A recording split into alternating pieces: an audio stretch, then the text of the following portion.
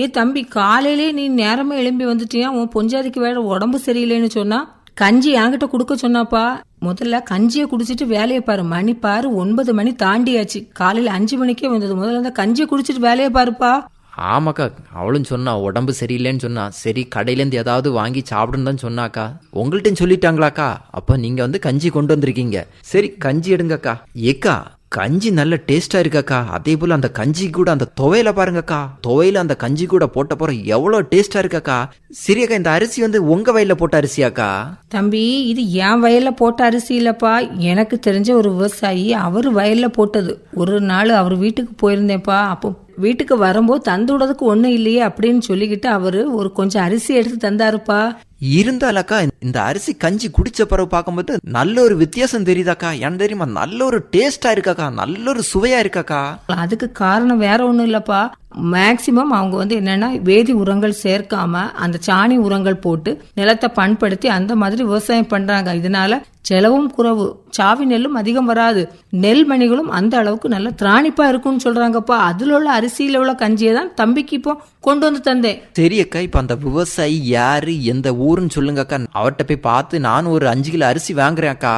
தம்பி, அவர் யாரு அப்படின்னு சொன்னா எறும்புக்காடை சேர்ந்த டி ராஜன் அப்படின்னு சொல்லக்கூடியவருப்பா. அவரை போய் நம்ம சந்திக்கலாம். ஆனா சந்திக்கிறதுக்கு முன்னாடி இன்னைக்கு இரவு நம்முடைய குமரி பண்பலையில உழவர் உலகம் நிகழ்ச்சியில அவர் பேசுறாரு. சாகுபடி அனுபவங்களை சொல்றாரு. அந்த அனுபவத்தை முதல்ல கேளு. அதுக்கப்புறம் ஒரு நாள் நான் அவரை நேரடியா பார்க்க உன்னை கூட்டிட்டு போறேன். சரியா? சரி அக்கா.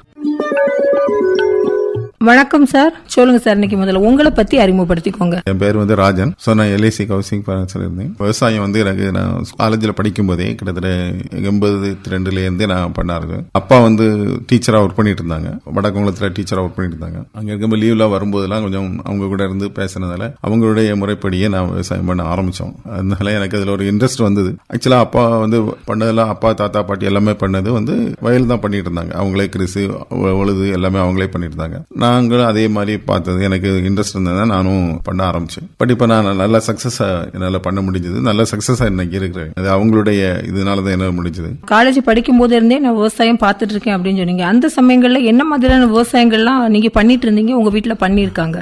நெல் விவசாயம் பண்ணாங்க, தென்னை பண்ணாங்க, வாழை பண்ணாங்க. அப்புறம் சம்மர்ல இந்த ஊடு பயிரா வந்து உளுந்து விதைப்பாங்க, உளுந்து கடலை விதைப்பாங்க.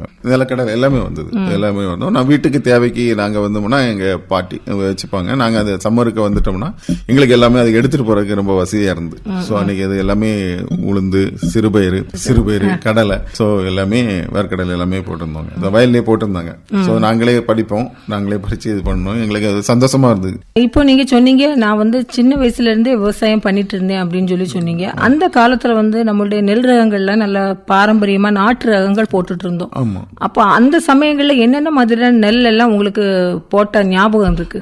எனக்கு அது சம்பா போட்டிருந்தாங்க, கொச்சி சம்பா, அப்புறம் வாசரமண்டா சம்பாமாங்க, பெரிய சம்பாமாங்க, வீடு சம்பாவா என்ன சொல்லுவாங்க. அது எனக்கு சரியா புரியல, நேம் தெரியல, கரெக்டா தெரியல. அந்த நெல் வந்து மற்ற மணியோட நல்லா இருக்கும், பெருசா இருக்கும். வீரிய சம்பாவா எல்லாம் சொன்னாங்க. பட் எனக்கு அது கரெக்டா ரெக்ரிவ் பண்ணல. ஆனா நான் ஃபியூச்சர்ல பண்ணது வந்து நான் அதுக்கப்புறம் பண்ண வந்து சம்பா, ஆர்டினரி சம்பா தான் பண்ணினேன். நல்ல ஈல்டு இருந்தது. மார்க்கெட்டிங் தான் எனக்கு அது ஒரு ப்ராப்ளம் இருந்தது. பட் ஆனா மற்ற நல்ல ரகங்களோட எனக்கு நல்ல விலை கிடைச்சது. பட் எனக்கு அதை வாங்குறதுக்கு வந்து நானாவே ப்ரிப்பேர் பண்ணி கொடுக்க வேண்டிய இருந்ததுனால தான் எனக்கு ஒரு பெரிய, அதனால எனக்கு எல்லா டைமும் அதை பண்ண முடியல. நான் அதை இப்போ விட்டுட்டேன். இப்போ நீங்க எத்தனை ஏக்கர் வந்து நெல் விவசாயம் பண்றீங்க? அதுல என்னெல்லாம் வச்சிருக்கீங்க? இப்போ நெல் விவசாயத்தை வந்து நான் ஒரு 3 ஏக்கர் இருக்கு. பட் மினிமம் என்னால கண்ட்ரோல் பண்ணதால 3 ஏக்கர்ஸ் பண்ணிருக்கேன். அது ஃபுல்லாவே அம்பை 16, TPS 3, TPS 5. ஒரு தடவை திருச்சியும் பொன்மணியும் போட்டேன். பட் எனக்கு அந்த அளவு ஈல்டு கிடைக்கல. பொன்மணியில நிறைய நோய் அஃபெக்ட் தாக்கல் கூடுதலா இருந்து, அதனால நான் வந்து இப்போ வந்து TPS 3 TPS 5 அண்ட் அம்பை 16 தான் பண்ணிட்டு இருக்கேன்.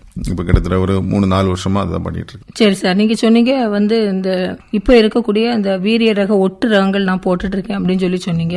இப்போ வந்து அந்த முன்னாடி உள்ள விவசாயங்கள் வந்து நம்ம ஃபுல்லாவே இயற்கை முறையில பண்ணிட்டு இருந்தோம். ஆனா இப்போ வந்து வரக்கூடிய விவசாய முறைகள்ல நம்ம பார்த்தோம்னா எல்லாருமே வேதி உரங்கள் போடுறாங்க, ரசாயன உரங்கள் போடுறாங்க. உங்க நிலத்தை பொறுத்த அளவுல நீங்க என்ன மாதிரியான உரங்கள் போடுறீங்க? மாட்டுச்சாணம் தான் மேக்சிமம் நான் யூஸ் பண்றேன். ஒரு தடவை போட்டோம்னா அது 2 பூவுக்கு எனக்கு தாராளம் போதும். அப்புறம் ஆடு நிறைய வைப்பேன். ஸோ கிட்டத்தட்ட ஒரு 15, 20, 25, 30 கடை வைப்பேன். ஸோ ஒரு 300, 400, 500 ஆடு போட்டிருப்பாங்க. பட் எனக்கு அது நல்ல யூஸ் ஆச்சு. அதுக்கு பிறகு ரசாயனம் வந்து ஆடு வளர்க்குறீங்களா நீங்க? இல்ல ஆடு வந்து இது வருவாங்க இல்லையா, இந்த புல் மேயருக்கு வருவாங்க, சம்மர்ல வருவாங்க, இந்த டைம்ல வருவாங்க. இப்ப போட்டிருக்காங்க, சோ போட்டுருவோம். அதுக்கு பிறகு உழுது எல்லாம் பக்குவப்படுத்திடும். அது உழுது பக்குவப்படுத்தி போட்டுட்டு நாங்க விதைக்கிற வந்து விதையிலையும் விதைப்போம், தொழிலையும் விதைப்போம். அப்புறம் தழை நிறைய வைப்போம். பூரசு குலை, குளோரியா குலை அண்ட் வேப்பங்குலை எல்லாம் நிறைய வைப்போம். ஸோ வச்சு தலை உரம் வைப்போம். பேசிக் உரம் வந்து அதுதான், நடவுக்கு வந்து பேசிக் உரம் அதுதான். ஆடு மாடு மேயக்கூடிய அதனுடைய கழிவுகள் வந்து அந்த மேயக்கூடிய அந்த இடத்துல வரும், அதையே நீங்க வந்து மாற்றி உழுதுருவீங்கன்னு சொல்றீங்க. மாற்றி உழுதுறோம்.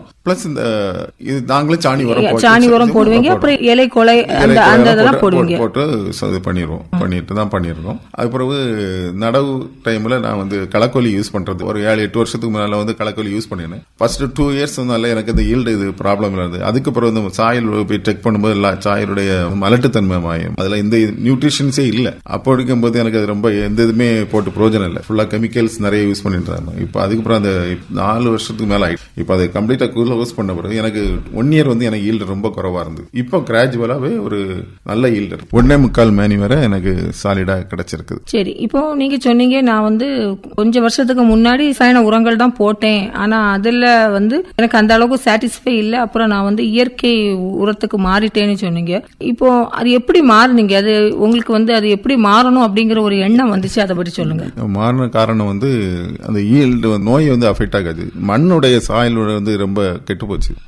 டெஸ்ட் பண்ணேன். செக் பண்ணும்போது அதோடைய மண்ணுடைய இது வந்து ரொம்ப இதா இருக்கு, நீங்க சாணி உரம் நிறைய யூஸ் பண்ணுங்க நாங்க. அதனால நான் சாணி நிறைய யூஸ் பண்ணும்போது எனக்கு ஒரு போகத்து உள்ள வயல் இது வந்து எனக்கு ஈல்டு குறைவா இருந்து, அடுத்த போகத்துல இருந்து பார்த்தா அது நல்ல ஈல்டு இருந்து. ரெண்டாவது பயிருடைய நோய் தாக்குதல் வந்து குறைவா இருந்து. ஏன்னா வேப்ப மண்ணாக்கு நம்ம யூஸ் பண்றதுனால அது இது வந்து நமக்கு நோய் தாக்குதல், வேர்ப்புழு நோய், கூத்துப்பூச்சி, தத்துப்பூச்சி நோய்கள்லாம் ரொம்ப குறைவா இருந்து. நான் மேக்சிமம் மெடிசன் மருந்து அடிக்கிறது யூஸ் பண்றது கிடையாது. மணியும் நல்ல வெயிட் இருந்து, நெல் மணியுடைய வெயிட் வந்து நல்ல வெயிட் இருந்து. ஸோ அதனால எனக்கு அது ஈல்டு நல்லா இருந்தது. இப்போ நீங்க சொன்னீங்க வந்து நான் இயற்கை உரங்களுக்கு மாறின பிறகுதான் எனக்கு வந்து பூச்சி தாக்குதல் வந்து ரொம்ப கம்மியா இருந்துச்சு அப்படின்னு சொல்லி சொன்னீங்க.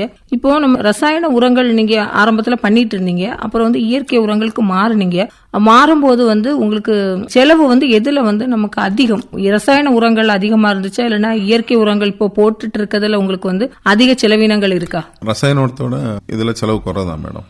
ஆரம்பத்துல செலவு குறைது, இப்ப செலவு ஏன்னா எல்லாமே நம்ம கிட்ட இருக்கு. சோ இருக்கிறதுனால செலவு ரொம்ப பெருசா இல்லை. இப்ப ரசாயன உரம் எல்லாம் காஸ்ட்லி, ஒவ்வொரு நேரம் ரொம்ப காஸ்ட்லியா இருக்கு. பட் இது அப்படி இல்லை. ரெண்டாவது நம்ம போடுறதுக்குள்ள லேபர்ஸ் கூட கொடுக்கணும். இதெல்லாம் நமக்கு வந்து லாபமா இருக்கு. இது நம்ம போடுறதோட சரி தானே, அப்புறம் போட தேவையில்லை. அப்புறம் தேவைன்னா நமக்கு வந்து பொட்டாஷ் மட்டும், அந்த மணிக்கு வண்டி நம்ம பொட்டாஷ் மட்டும் யூஸ் பண்ணா போதும். கடைசி டைம் யூஸ் பண்ணா போதும். கதிர் வரதுக்கு ஒரு 15, அதாவது பயிரை நட்டு கிட்டத்தட்ட ஒரு 75 நாள் 80 நாள் அதை நம்ம வந்து பொட்டாஷும் கொஞ்சம் வேப்ப மண்ணாக்கு மிக்ஸ் பண்ணி போட்டோம்னா நமக்கு வந்து ரொம்ப நல்லா வரும். நல்ல மணி நல்லா இருக்கும், நல்ல வெயிட்டா இருக்கும். கதிர்கொலையும் நல்லா கதிர்கொலையா வரும். கதிரோடைய இதுவும் நல்லா இருக்கும், பாக்குறதுக்கு அழகா இருக்கும். சரி சார், இப்போ நீங்க சொன்னீங்க அதை விட இது வந்து நமக்கு வந்து செலவினங்கள் வந்து குறைவுதான் அப்படின்னு சொல்லி சொன்னீங்க. இப்ப நீங்க சொன்னீங்க டிபிஎஸும் அப்புறம் வந்து அம்பை 16 இந்த நெல் ரகங்கள்லாம் போட்டிருக்கேன் அப்படின்னு சொன்னீங்க. இது எத்தனை மாத கால பயிர்? இதுக்கு வந்து நீங்க எப்படி பராமரிப்பு கொடுக்கறீங்க, அதை பற்றி சொல்லுங்க. அம்பை 16 வந்து 135 நாள், இது வந்து 120 நாள், 120-25 நாள். மேக்ஸிமம் 120 தான் டிபிஎஸ் 3. ஸோ அம்பை 16 வந்து நம்ம வந்து சித்திரை மாசம் பண்ணுவோம். அது வந்து ஐப்பசி மாசம் பண்ணுவோம் டிபிஎஸ் வந்து. ஸோ கும்பப்பூவில் நம்ம வந்து அம்பை 16, கன்னிப்பூவில் வந்து திருப்பதி சாரமும் பண்ணுவோம். இப்போ விதைக்கிறது வந்து நீங்க மிஷின் வச்சு தான் விதைக்கிறீங்களா? அறுவடை எல்லாம் எப்படி பண்றீங்க? எல்லாமே மிஷின் தானா, இல்லைன்னா ஆள் வச்சு தான் பண்ணிட்டு இருக்கீங்களா?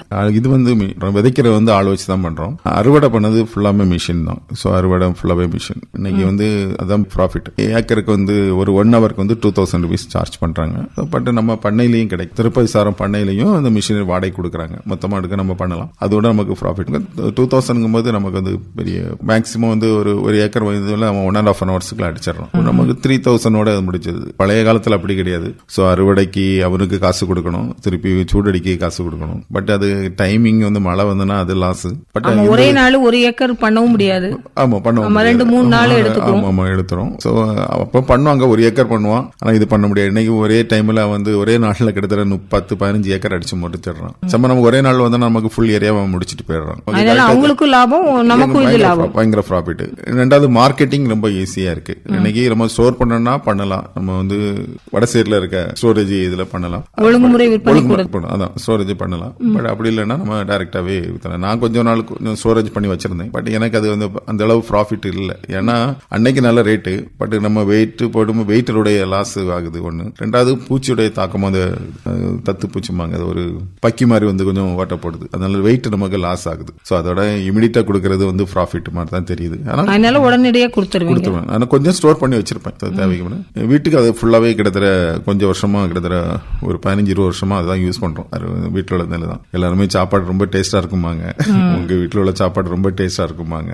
அதான் நீங்க சொன்ன மாதிரி கெமிக்கல் உரங்கள் போடாம, அதாவது செயற்கை உரங்கள் போடாம பண்றதுனால இன்னும் கொஞ்சம் கூட நமக்கு நல்லா இருக்கும். காலையில கஞ்சி எல்லாம் குடிக்கும்போது கூட ரொம்ப அதோட டேஸ்டா இருக்கும். பொண்ணுக்கு ஸ்டூடெண்ட்ஸ் எல்லாம் வரும்போது சொல்லுவாங்க, உங்க வீட்டுல உள்ள கஞ்சி எல்லாம் ரொம்ப டேஸ்டா இருக்கு, எங்க வீட்டுல உள்ள கஞ்சி இந்த மாதிரி டேஸ்ட் இல்லாமாங்க. அது அந்த காலத்துல அப்படித்தானே. அந்த காலத்துல வந்து சோறு வடிச்ச அந்த தண்ணியே நம்ம வந்து குடிக்கும்போது அவ்வளவு டேஸ்டா இருக்கும். ஆனா இன்னைக்கு உள்ள கடையில இருந்து நம்ம வாங்கக்கூடிய அந்த அரிசி எல்லாம் அந்த அளவுக்கு எஃபெக்ட் இருக்காது. நீங்க சொன்ன மாதிரி எல்லாமே வேதி உரங்கள் போட்டு வரதுனால அந்த ருசி வந்து நமக்கு அந்த அளவுக்கு இல்ல. ஒரு சிலர் தான் இந்த மாதிரி இயற்கை உரம் பண்ணிட்டு இருக்காங்க.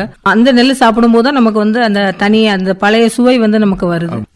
காலேஜில் உள்ள ஸ்டாஃப் எல்லாம் சொல்லுவாங்க, வாங்கிட்டு போவாங்க, அரிசி வாங்குவாங்க. இப்போ நீங்க சொன்னீங்க எனக்கு வந்து ஃபுல் அண்ட் ஃபுல் மோஸ்ட்லி நான் வந்து இயற்கை உரத்துல தான் நான் பண்ணிட்டு இருக்கேன் அப்படின்னு சொன்னீங்க. இப்போ இதுல வந்து விலை வந்து நம்ம மற்ற கடைகள்ல உள்ள அரிசியினுடைய விலையை விட நீங்க வந்து விலை மாறுபட்டு கொடுக்குறீங்களா, இல்லைன்னா அதே விலை தானே? என்ன விலை வச்சு கொடுக்குறீங்க?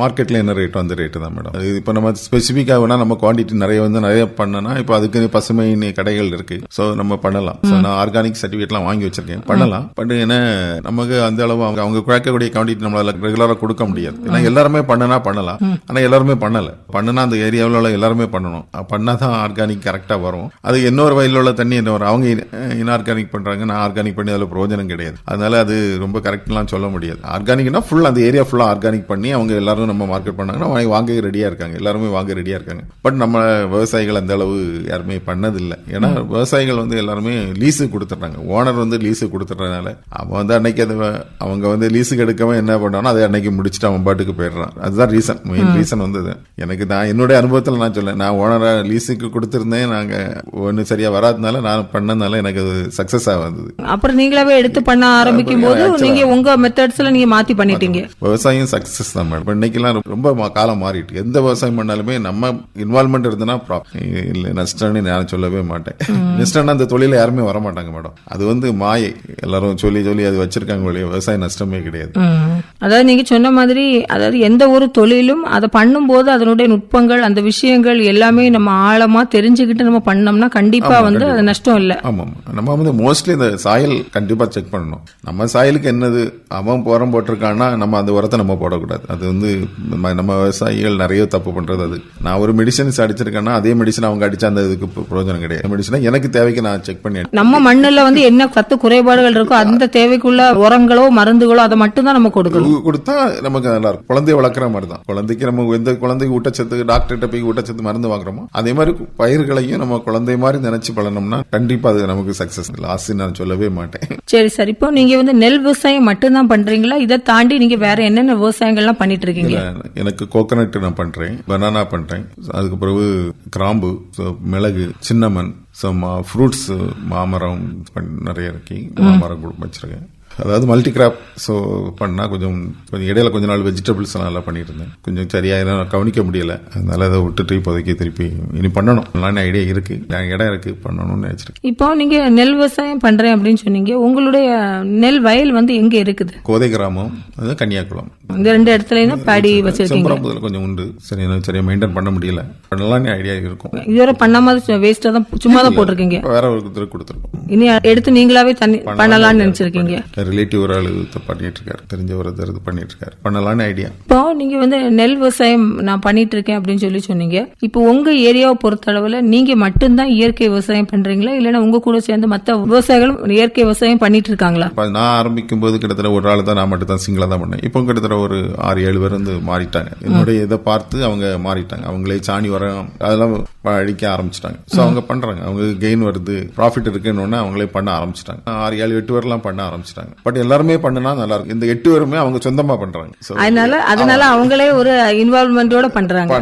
8 பேருமே அவங்க சொந்த நிலத்துல பண்றாங்க. சோ லீஸுக்கு எடுத்து பண்ணனால நல்லா இருக்கும். இப்போ நீங்க வந்து சாணி உரம் எல்லாம் போடுறேன்னு சொன்னீங்கல்ல, அப்போ நீங்க வந்து பசுமாடெல்லாம் நீங்க வளர்க்குறீங்களா எப்படி?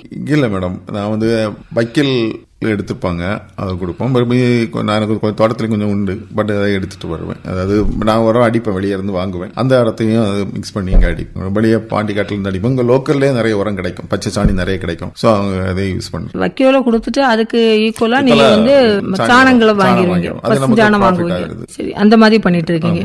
கிட்டத்தட்ட ஒரு 5 வருஷமா இயற்கை முறையில விவசாயம் பண்றேன்னு. இப்போ நீங்க செயற்கை உரம் பண்ணும்போது இருந்த விவசாயத்துக்கும் இப்போ நீங்க இயற்கை முறையில பண்ணும்போதும் என்ன ஒரு வித்தியாசத்தை பாக்குறீங்க? நோய் தாக்குதலுடைய இது வந்து ரொம்ப குறைவா இருந்தது.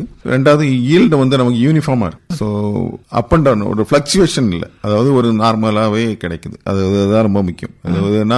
அதாவது ரசாயன உரம் நம்ம போடும்போது ஒரு பிளக்சுவேஷன் கண்டிப்பா இருக்கும். அதாவது நம்ம போடும்போது சில உரங்கள் அதுக்கு கூட்டி கொடுக்கும், கூட்டி கிடைக்கும். அடுத்த தடவை பாத்தீங்கன்னா அது இதாகும். இது அப்படி கிடையாது, ஒரே யூனிஃபார்மா இருக்கும். இது நமக்கு 1.25 தான் கிடைக்கும். ரொம்ப பெருசா எஃபெக்ட் ஆகாது, கூடவும் செய்யாது குறையவும் செய்யாது. சோ அது கிராஜுவலா நமக்கு இருக்கும். ரெண்டாவது நெல்லுடைய தரம் நல்லா இருக்கும், இது அந்த அளவு இருக்காது. ரெண்டாவது நம்ம நெல்லுல வந்து சாவியோடைய இது வந்து ரொம்ப குறைவா இருக்கும், வேஸ்டேஜ் ரொம்ப குறைவா இருக்கும். அதுல வந்து வேஸ்டேஜ் கூடுதலா இருக்கும், இதுல வேஸ்டேஜ் ரொம்ப குறைவா இருக்கும். அது ரெண்டு நான் கால்குலேட் பண்ணாங்க, வீட்டுக்கு எடுத்து யூஸ் பண்ணும்போது தெரிஞ்சது ப்ராஃபிட். பட் அந்த நெல்லுடைய இது நல்லா இருக்கும், அந்த வெயிட் வந்து கூடுதலா இருக்கும், வெயிட் நல்லா இருக்கும். அந்த மணியே நல்லா இருக்கும், நெல் மணி இருக்கலாம், அது நல்லா இருக்கும். இப்போ நீங்க வந்து 1 ஏக்கருக்கு வந்து அப்போ ரசாயன உரம் பண்ணும்போதும் இப்போ பண்ணும்போதும் இவ்வளவு வந்து உங்களுக்கு வந்து ப்ராஃபிட் வந்து கூடுதல் கிடைக்குது. எல்லா செலவும் போகுமே எனக்கு 10,000 rupees ப்ராஃபிட். அப்ப இயற்கை உரத்துல நமக்கு பண்ணுனா நமக்கு வந்து செலவுல இருந்து எல்லாமே நமக்கு வந்து கம்மி பண்ணலாம்னு சொல்றீங்க? பண்ணலாம், கண்டிப்பா பண்ணலாம். இந்த இயற்கை விவசாய முறையை நீங்க பண்ணிட்டு இருக்கீங்க. நீங்க பண்ணக்கூடிய இந்த விவசாய முறைகளை, அதாவது நம்ம வந்து ஏதாவது விவசாயிகள் குறை தீர்க்கும் கூட்டமோ இல்லைன்னா வேற ஏதாவது கூட்டங்களுக்கோ போகும்போது உங்களுடைய பெனிஃபிட்ஸ் நீங்க வந்து மற்ற விவசாயிகளுக்கு சொல்லி கொடுக்குறீங்களா? சொல்லி கொடுக்குறேன் மேடம். மக்கள் யாரும் கேட்கறது இல்ல. ஏன்னா அவங்க அதான் சொல்லல மேடம், சொல்றது வந்து அதை வாரவங்களே வந்து ஓனர்ஸ் யாருமே வாரது இல்ல. வாரவங்க வந்து கேட்டு திரும்ப நான் கிட்டத்தட்ட என்னால முடிஞ்ச ஒரு 10 பேரை நான் கரெக்ட் பண்ணிருக்கேன், அவ்வளவுதான் என்னால முடிஞ்சது. ஏன்னா அவங்க ஓனர்ஸ் டைரக்டாவே என்னோட கேட்டாங்க, என்ன எதனாலன்னு கேட்டாங்க. மற்றபடி யாருமே அதை கேட்கறது இல்ல. பாக்கி உள்ளவங்க லீஸ் கொடுத்து பண்றதுனால அவங்க வந்து லாப நோக்கோடி பண்ணாங்க. அவங்க லாப நோக்கம் இல்ல மேடம். நீங்க லீஸ் கொடுத்துருக்கீங்களா, உங்களுக்கு ஒரு ஏக்கருக்கு வந்து 8 கொட்டை நெல் தருவேன்னு சொல்லிருப்பான். பட் நீங்க வந்து பாப்பீங்க வயல் நல்லா தானே இருக்குப்பா சொல்லுவீங்க. இது அதனால 8 கொட்டை நெல் அவனுக்கு கொடுக்க வேண்டியிருக்கும். இது அப்படி இல்ல, நீங்க பாருங்க மேடம் ஒண்ணுமே இல்லம்மா, ஒண்ணுமே இல்ல பாருங்க, எனக்கே இதா இருக்கு, 4 கொட்டை நெல் தரமா, அப்புறம் 1 வருஷம் கழிச்சுமா 2 கொட்டை நெல் தான் கிடைக்கும், அப்புறம் நெல்லே இல்லம்மா.